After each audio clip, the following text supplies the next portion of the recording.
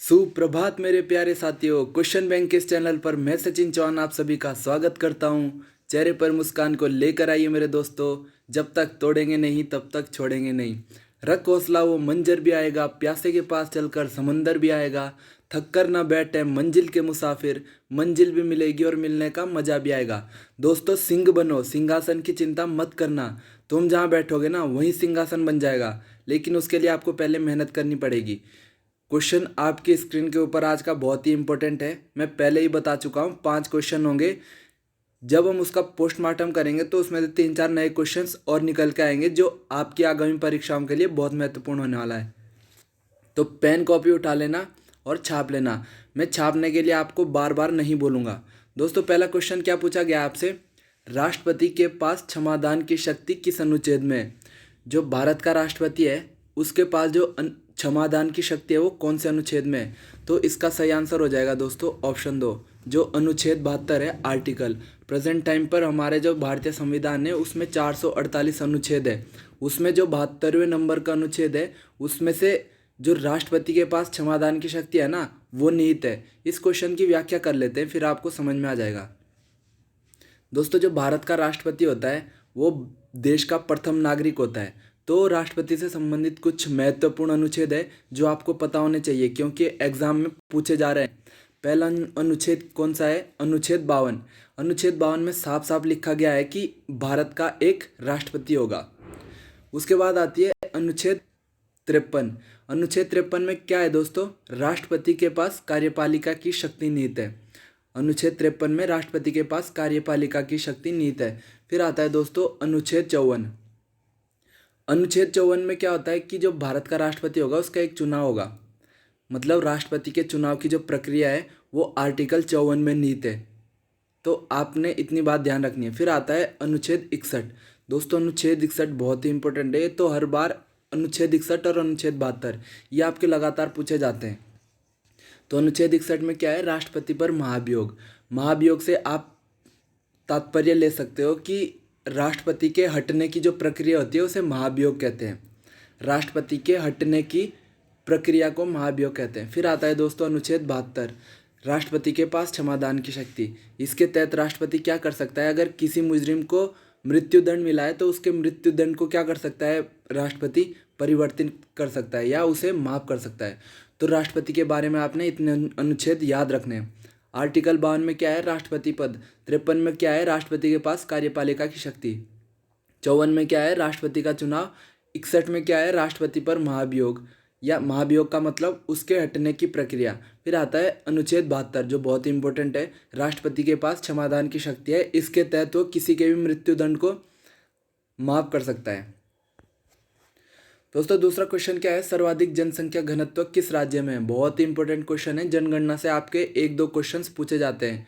Question क्या है आपका? सर्वाधिक जनसंख्या घनत्व किस राज्य में है? इसका सही आंसर हो जाएगा बिहार। क्वेश्चन की व्याख्या कर लेते हैं, आपको आसानी से याद हो जाएगा। दोस्तों 2011 की जनगणना की बात कर रहे हैं हम। 2011 की जनगणना की। दोस्तों पहला इंपॉर्टेंट क्वेश्चन क्या बनता है इससे कि 2011 की जनगणना का थीम क्या है या विषय क्या है? दोस्तों सीधा क्वेश्चन पूछ लेता है 2011 की जो जनगणना हुई उसका विषय क्या था? तो उसका विषय था हमारी जनगणना हमारा भविष्य। छाप लेना दोस्तों, विषय क्या था उसका? हमारी जनगणना हमारा भविष्य। फिर आता है दोस्तों जो 2011 के जनगणना आयुक्त थे जिसे महापंजीयक भी बोला जाता है वो कौन थे? दोस्तों बहुत इंपॉर्टेंट क्वेश्चन है ये। तो 2011 की जो जनगणना आयुक्त थे वो आपके सी चंद्रमौली थे, शिव चंद्रमौली। ये 2 क्वेश्चन दोस्तों आपने ध्यान जरूर रखने हैं। फिर आता है दोस्तों क्वेश्चन क्या था हमारा? सर्वाधिक जनसंख्या घनत्व किस राज्य में? दोस्तों जनसंख्या घनत्व में बता देता हूँ आपको। जनसंख्या घनत्व होता क्या है? जनसंख्या घनत्व 1 किलोमीटर में रहने वाले लोगों की जितनी संख्या है वो आपकी जनसंख्या घनत्व है। तो दोस्तों क्वेश्चन आपसे कैसे पूछता है? जनसंख्या घनत्व सर्वाधिक कहाँ पर है? राज्यों के लिए अलग पूछता है और केंद्र शासित प्रदेशों के लिए अलग पूछता है। तो दोस्तों आपको एक ट्रिक याद रखनी है, बड़ा BADA, बड़ा BADA। ध्यान से सुनना दोस्तों, यहाँ से 4 क्वेश्चन आपके क्लियर हो जाएंगे। ट्रिक क्या रखनी है याद आपने? बड़ा BADA। अगर आपसे पूछें सर्वाधिक जनसंख्या घनत्व राज्यों में तो सर्वाधिक तो है बिहार में। अगर पूछे न्यूनतम किस में तो अरुणाचल प्रदेश में। बात करते हैं दोस्तों केंद्र शासित प्रदेशों की। अगर आपसे पूछे सर्वाधिक जनसंख्या घनत्व किस केंद्र शासित प्रदेश में है, तो आंसर हो जाएगा दोस्तों आपका दिल्ली। अगर आपसे पूछे न्यूनतम जनसंख्या घनत्व किस केंद्र शासित प्रदेश में है, तो आंसर हो जाएगा दोस्तों आपका अंडमान एंड निकोबार। आपने ये ट्रिक याद रखनी है, BADA बड़ा, इससे आपके 3-4 क्वेश्चन याद हो जाएंगे। फिर दोस्तों इसमें एक विवाद है। विवाद क्वेश्चन क्या है, ये तो मैंने राज्यों के लिए बताया और ये वाला केंद्र शासित प्रदेशों के लिए, लेकिन एग्जामिनर कभी कभी क्वेश्चन पूछ लेता है सर्वाधिक जनसंख्या घनत्व किस राज्य अवलिक केंद्र शासित में है, तो इसका आंसर हो जाएगा दिल्ली। क्योंकि दोस्तों जो दिल्ली है आपका वो केंद्र शासित प्रदेश भी है और एक राज्य भी है, तो इसमें कंफ्यूज मत होना। अगर आपसे केवल राज्य पूछे सर्वाधिक जनसंख्या घनत्व किस राज्य में है, तो आंसर हो जाएगा बिहार। लेकिन अगर आपसे न्यूनतम पूछे तो अरुणाचल प्रदेश। अगर केंद्र शासित प्रदेशों में पूछे सर्वाधिक दिल्ली में और न्यूनतम अंडमान निकोबार में। लेकिन अगर आपसे एग्जामिनर पूछे सर्वाधिक जनसंख्या घनत्व किस राज्य ओवलिक केंद्र शासित प्रदेश में है, तो आंसर हो जाएगा आपका दिल्ली। दोस्तों आपको इस क्वेश्चन से इतनी जानकारी देखने को मिली। तीसरा क्वेश्चन क्या है दोस्तों, 100% फूल पत्ती लगा के छाप लेना 5 स्टार से। काकोरी कांड कब हुआ था? दोस्तों जो काकोरी कांड हुआ था आपका, ये हुआ था आपका 9 अगस्त 1925 को। क्वेश्चन की व्याख्या कर लेते हैं। काकोरी कांड के बारे में हम बात कर रहे हैं। डेट कब थी? डेट, ये वाली डेट बहुत इंपॉर्टेंट है क्योंकि इसमें आपकी ज़्यादातर डेट ही पूछी जाती है। तो काकोरी कांड हुआ था 9 अगस्त 1925 को। काकोरी लखनऊ में एक जगह है, वहाँ पर क्या किया था, जो भारत के शेर है, भारत के क्रांतिकारी थे ना, उन्होंने क्या किया था, अंग्रेजी सरकारी के खजाने को लूटा था। इस घटना में क्या हुआ था, ट्रेन से सरकारी खजाने को लूटा गया था, जिसका उद्देश्य क्या था, लूटी गई राशि से हथियार खरीदकर अंग्रेजों के खिलाफ उनका इस्तेमाल करना, ये इसका मुख्य उद्देश्य था। इसके जो क्रांतिकारी थे ना दोस्तों, प्रमुख जिन्होंने इस घटना को अंजाम दिया था, कौन कौन थे, छाप लेना। राजेंद्र लाहिड़ी, राम प्रसाद बिस्मिल, अशफाक उल्ला खान, रोशन सिंह और चंद्रशेखर आज़ाद, और उनके साथ कुछ और लोग थे दोस्तों। और ये वाला क्वेश्चन इसमें से बहुत इंपॉर्टेंट बनता है। जो ये सारे सदस्य थे ना, ये हिंदुस्तान रिपब्लिकन एसोसिएशन संस्था के सदस्य थे। इन्होंने खुद की एक संस्था बना रखी थी जिसका नाम क्या था, हिंदुस्तान रिपब्लिकन एसोसिएशन।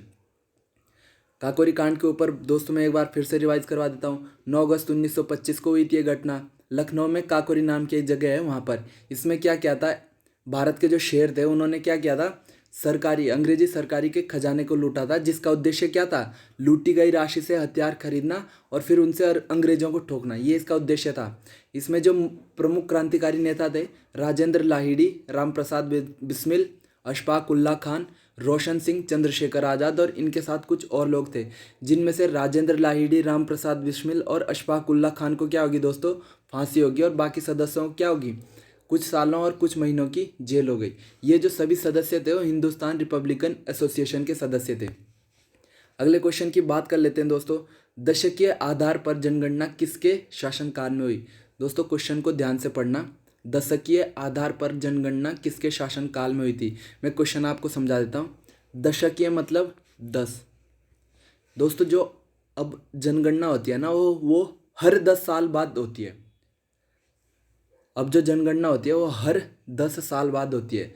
तो एग्जामिनर यही पूछ रहा है कि जो ये 10 साल बाद जनगणना होती है, ये किसके शासनकाल से शुरू हुई थी? तो इसका सही आंसर हो जाएगा दोस्तों लॉर्ड मेयो। जो लॉर्ड मेयो थे आपके, इन्हीं के शासनकाल में जो जनगणना हुई थी वो प्रत्येक 10 साल बाद से शुरू होने लगी थी। तो आपने ये बात याद रखनी है, बहुत ही इंपॉर्टेंट क्वेश्चन है, 100% छाप के चलना। फिर आता है दोस्तों अगला क्वेश्चन क्या है, आरबीआई के पहले भारतीय गवर्नर कौन थे? बहुत इंपॉर्टेंट क्वेश्चन है दोस्तों। आरबीआई के पहले भारतीय गवर्नर कौन थे? इसका सही आंसर हो जाएगा आपका सीडी देशमुख। बहुत ही इंपॉर्टेंट क्वेश्चन है। सीडी जो देशमुख थे वो आरबीआई के पहले गवर्नर थे। आरबीआई क्यों? तो रिजर्व बैंक ऑफ इंडिया। दोस्तों क्वेश्चन की व्याख्या कर लेते हैं। आरबीआई, दोस्तों आरबीआई ऐसा बैंक है ना, सभी बैंकों का बाप है, और इसमें से क्वेश्चन पूछा ही जाता है। तो आरबीआई के बारे में जितनी बातें मैंने यहाँ पर लिख रखी है आपको उतनी पता होनी चाहिए। 1934 का जो अधिनियम आया था उसके तहत 1 साल बाद यानी 1935 में आरबीआई की स्थापना की गई थी। 1934 का अधिनियम आया, फिर उस 1934 के अधिनियम के तहत 1 साल बाद यानी 1935 में RBI reserve bank of India की स्थापना की गई थी। इसका जो हेडक्वार्टर है दोस्तों मुंबई महाराष्ट्र में है। ये क्वेश्चन इसमें से बहुत इंपॉर्टेंट बनता है कि एग्जामिनर सीधा पूछ लेता है आरबीआई जो है भारतीय रिजर्व बैंक की स्थापना किस आयोग के तहत हुई थी। तो इसकी स्थापना हुई थी दोस्तों यंग हिल्टन आयोग के तहत। दोस्तों बहुत इंपॉर्टेंट क्वेश्चन ये वाला छाप के रखना। इसके जो पहले गवर्नर थे ऑसबॉर्न स्मिथ, लेकिन अगर आपसे पूछे पहले भारतीय गवर्नर तो थे दोस्तों आपके सीडी देशमुख। कंफ्यूज मत होना, अगर आपसे खाली पूछे पहले गवर्नर तो थे आपके ऑसबॉर्न स्मिथ, लेकिन अगर आपसे पूछे पहले भारतीय गवर्नर तो थे दोस्तों आपके सीडी देशमुख। आपने इतनी बातें आरबीआई के बारे में ध्यान रखनी है। रिवीजन कर लेते हैं दोस्तों। राष्ट्रपति के पास क्षमादान की शक्ति किस अनुच्छेद में है? तो ये है दोस्तों अनुच्छेद 72 में। राष्ट्रपति के पास जो क्षमादान की शक्ति है वो अनुच्छेद 72 में है। फिर आता है सर्वाधिक जनसंख्या घनत्व किस राज्य में है? बिहार में। सबसे कम कहाँ पर है? अरुणाचल प्रदेश में। सबसे ज़्यादा जनसंख्या घनत्व किस केंद्र शासित प्रदेश में है? दिल्ली में। और न्यूनतम अंडमान निकोबार में। और सर्वाधिक जनसंख्या घनत्व किस राज्य केंद्र शासित प्रदेश में है? तो दिल्ली में। काकोरी कांड कब हुआ था दोस्तों? 9 अगस्त 1925 को लखनऊ में एक जगह है। इस कांड में क्या हुआ था? भारत के क्रांतिकारी थे कुछ, उन्होंने सरकारी खजाने को लूटा था, जिसका उद्देश्य क्या था कि इस लूटी गई रकम से हथियार खरीदेंगे और अंग्रेजों को ठोकेंगे। चौथा क्वेश्चन क्या था? दशक के आधार पर जनगणना किसके शासनकाल में हुई थी? तो ये हुई थी आपकी लॉर्ड मेयो के। फिर पांचवा क्वेश्चन क्या है दोस्तों? भारतीय रिजर्व बैंक के पहले भारतीय गवर्नर कौन थे? तो सीडी देशमुख। अगर आपसे पूछें पहले गवर्नर कौन थे तो ऑसबॉर्न स्मिथ। आरबीआई की स्थापना कब हुई थी? 1935 में। किसके तहत? 1934 के अधिनियम के तहत। किस आयोग के तहत हुई थी? यंग हिल्टन आयोग के। और हेडक्वार्टर कहाँ पर है इसका दोस्तों? महाराष्ट्र में। दोस्तों कहावत सुनी होगी आपने, प्रैक्टिस मेक्स परफेक्ट, अभ्यास परिपूर्ण बनाता है। दोस्तों आपके लिए 5 क्वेश्चन का टेस्ट है और आपको इन 5 क्वेश्चन के आंसर नीचे कमेंट बॉक्स में टाइप करने हैं, क्योंकि ये जो क्वेश्चन है जितना मैंने अभी पढ़ाया उसी में से पूछे गए हैं। और दोस्तों उम्मीद करता हूँ आपको वीडियो पसंद आया होगा। अगर वीडियो पसंद आया वीडियो को लाइक कीजिए, शेयर कीजिए और कमेंट जरूर करना दोस्तों वीडियो में कि आपको वीडियो कैसी लगी। धन्यवाद।